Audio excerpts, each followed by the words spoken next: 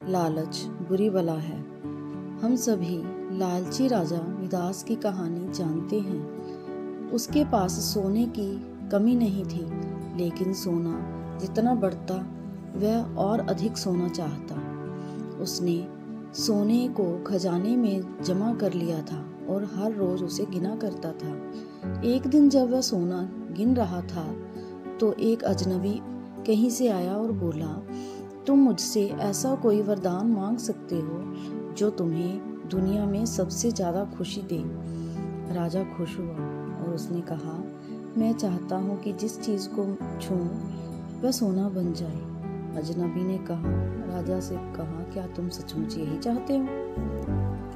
राजा ने कहा, हाँ। तो अजनबी बोला, कल सूरज की पहली किरण के साथ ही तुम्हें किसी चीज को छूकर सोना बना देने की ताकत मिल जाएगी। राजा ने सोचा कि वह सपना देख रहा होगा, यह सच नहीं हो सकता। अगले दिन जब राजा नींद से उठा तो उसने अपना पलंग छुआ और वह सोना बन गया। वह वरदान सच था। राजा ने जिस चीज को छुआ वह सोना बन गई। उन्होंने खिड़की के बाहर देखा और अपनी नन्ही बच्ची को खेलते पाया। उसने अपनी बिटिया को यह अजूबा दिखाना चाहा और सोचा कि वह खुश होगी, लेकिन बगीचे में जाने से पहले उसने सोचा किताब पढ़ने की सोची। उसने जैसे ही उसे छुआ वह सोने की बन गई। वह किताब को पढ़ ना सका। फिर वह नाश्ता करने बैठा। जैसे ही उसने फलों और पानी के गिलास को छुआ वे भी सोने के बन गए। उसकी भूख बढ़ने लगी और वह खुद से बोला, मैं सोना खा और पी नहीं सकता। ठीक उसी समय उसकी बेटी दौड़ती हुई आई, वहां उसके पास आई और उसने उसको बाहों में भर लिया। वह सोने की मूर्ति बन गई। अब राजा के चेहरे से खुशी गायब हो गई। राजा सर पकड़कर रोने लगा।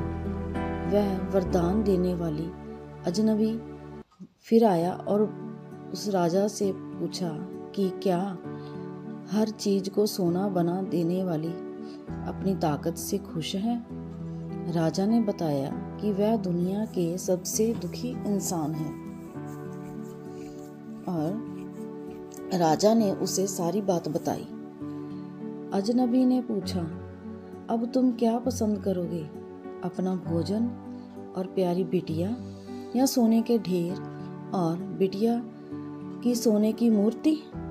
राजा ने गिड़गिड़ाकर माफी मांगी और कहा, मैं अपना सारा सोना छोड़ दूंगा। मेहरबानी करके मेरी बेटी मुझे लौटा दो, क्योंकि उसके बिना मेरी हर चीज मूल्यहीन हो गई है। अजनबी ने राजा से कहा, तुम पहले से बुद्धिमान हो गए हो। और उसने अपने वरदान को वापस ले लिया। राजा को अपनी बेटी वापस फिर से मिल गई और उसे एक ऐसी सीख मिली जिसे वह जिंदगी भर नहीं भुला सका। तो दोस्तों, इस कहानी से हमें यह सीख मिलती है कि कभी किसी चीज को इतना लालच नहीं करना चाहिए। अगर आपको मेरी ये कहानी पसंद आई हो तो कृपया इसे लाइक, शेयर और सब्सक्राइब करें और ऐसी ही और कहानियाँ सुनते रहने के लिए हमारा हौसला बढ़ाएं। धन्यवाद।